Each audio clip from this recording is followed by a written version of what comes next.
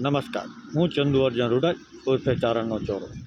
આજે આપણે વાત કરવી છે કે શું આપણો દેશ, આપણે સૌ આત્મનિર્ભર છીએ?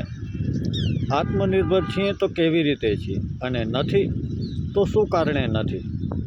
હું ટૂંકમાં વાત કહીશ, લાંબી વાત નહીં કરું કે અત્યારે જે યુદ્ધ ચાલી રહ્યું છે તે યુદ્ધના કારણે આપણા ભારત દેશમાં ગેસ સિલિન્ડર, પેટ્રોલ, ડીઝલ વગેરે વગેરેની સમસ્યા થઈ રહી છે। સમસ્યા શું કામીને થઈ રહી છે? જો આપણે આત્મનિર્ભર હોય તો સમસ્યા ન થાય ને, અને ન થવી જોઈએ। તો એનો અર્થ સીધે સીધો એ છે કે હજી આપણે આત્મનિર્ભર નથી। યુદ્ધ બીજે ચાલે છે અને તકલીફ, સમસ્યા આપણે ભોગવવી પડે છે। અમુક વર્ષો પહેલાંનું જો તમે જુઓ તો ગેસના બાટલાના 450 હતા, પેટ્રોલ ડીઝલના 60, 65, 70 હતા।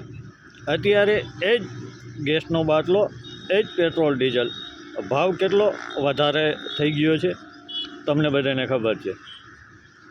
આ પરિસ્થિતિને જોતાં આપણી જે કંપનીઓ છે, આપણી મોટી મોટી કંપનીઓ, તે આપણા ભારત દેશની જનતાને શું મદદ આ બાબતે કંઈ કરી રહી છે કે નહીં? અને મદદ જો કરી રહી છે તો કઈ કરી રહી છે? અને મદદ જો નથી કરી રહી તો શું કામીને નથી કરી રહી? શું આપણી કંપનીઓ આત્મનિર્ભર નથી, ભારત દેશની નથી, આપણા ભારત દેશ માટે એને જરાય પણ પ્રેમ નથી? આ બધા સવાલો અનેક એવા ઊભા થાય છે। આ સવાલના જવાબ તો હવે કોણ આપશે અને કોણ નહીં એ આપણે કહી ન શકીએ, પણ આપણે તો સીધો સરકાર ઉપર એક સવાલ ઊભો કરીએ છીએ। કદાચ ઘણા લોકોને આ વાત નહીં પોસાય, પણ સાચું કહેવું અને સાચું સાંભળવાની જેને ટેવ હોય એ જ આ વાત સાંભળી શકશે। કે મિત્રો, છેલ્લા અમુક વર્ષમાં તમે જો ધ્યાનથી જોશો અને એ બાબતે તમે વિચારશો તો ભારત દેશ ઉપર એવા અનેક સંકટ આવ્યા, મોટા સંકટ, જેમ કે કોરોના લઈ લ્યો, નોટબંધી લઈ લ્યો, જીએસટી લઈ લ્યો, વગેરે વગેરે આવા બધા તમે લઈ લ્યો।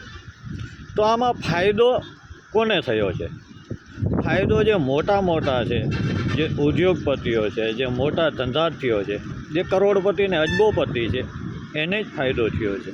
નુકસાની કોને ગઈ છે? ગરીબ વર્ગને, મધ્યમને, ખેડૂતને, નાના વેપારીને, આ બધાને નુકસાની જ ગઈ છે ને હજી નુકસાની જ જઈ રહી છે।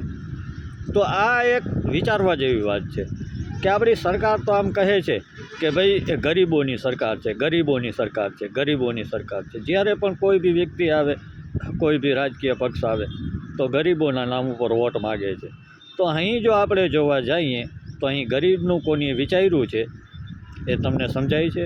ગરીબનું જો કોઈએ વિચાર્યું હોય તો એવું દાખલો તમે બધા આમાં કોમેન્ટમાં લખજો કે આ ફલાણા રાજકીય આગેવાને કે ઢીકડા આગેવાને કે આ સરકારે ગરીબોનું વિચાર્યું છે। આમાં ગરીબ વધારેમાં વધારે ગરીબ થતો જાય છે, અમીર વધારેમાં વધારે અમીર થતો જાય છે। તો આ ઓલી કહેવત છે ને કે નાની માછલીને મોટી માછલી ખાય, એવું જ કંઈક આગળ ચાલી રહ્યું છે। તો જોઈએ આગળ આમાં શું થાય શું નહીં, પણ આપણે જો આત્મનિર્ભર છીએ તો કેવી રીતે છીએ તે જરીક આમાં લખશો।